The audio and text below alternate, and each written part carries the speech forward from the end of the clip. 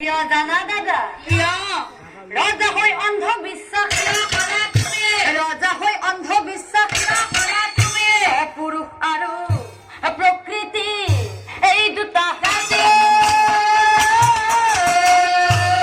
আৰু আমি মানুহবোৰে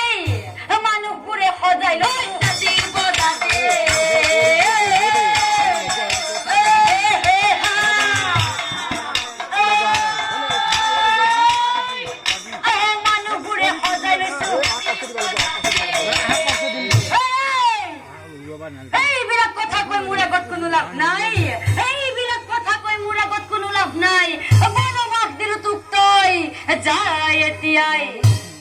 আৰু শুন এদিন পিতৃ ৰামচন্দ্ৰই মৰমৰ ভাতৃ লক্ষ্মণক দিছিল বিসৰ্জন ময়ো বাদ দিলো তোক তই যা এটিখন ওলাই যা ঘৰৰ পৰা পলম নকৰিবি মই জীয়াই থকালৈকে ঘৰ বুলি কোনো কালে তই নাহিবি উভতি ৰজাৰ কথা শুনি কুশৰ হিত বুদ্ধি নাই যাও দাদা কান্দি কান্দি ঘৰৰ পৰা মনত আছে নহয় দাদা সৰুৰ পৰাই আমি দুজনেই একেলগে ডাঙৰ দীঘল হলো কিন্তু দাদা কিমান মৰম আছে মোৰ বাবে তোমাৰ দাদা মই আজিহে বুজি পালো যাও দাদা তোমাৰ কথা মতে মই বনবাসলৈ কিন্তু মনত ৰাখিবা দাদা এদিন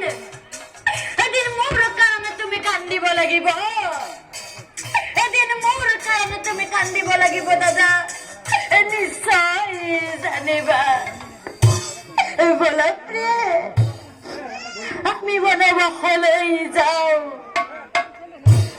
যাই কুশে চলি যায় হাৰে জগতে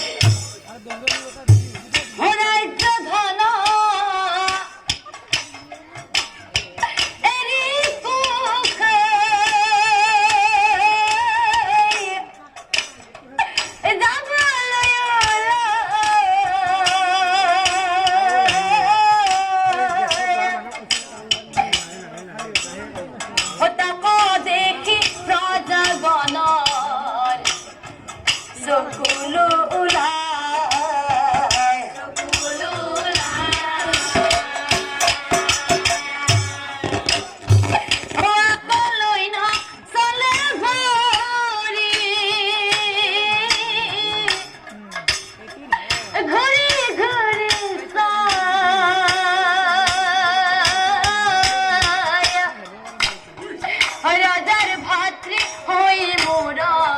এনুয়া বিনা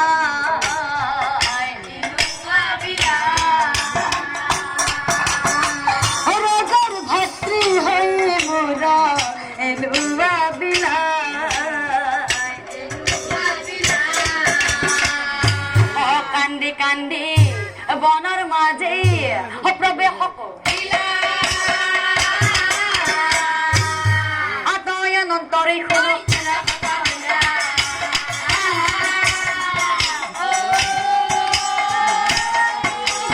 আতয় অনন্তৰে শুনো আৰু সেই বনৰ মাজত বনৰ মাজত ফল মূল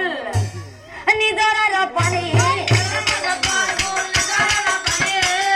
প্ৰিয়া আমি এই ফল মূল খায়ে জীয়াই থাকিব লাগিব লোৱা প্ৰিয়া লোৱা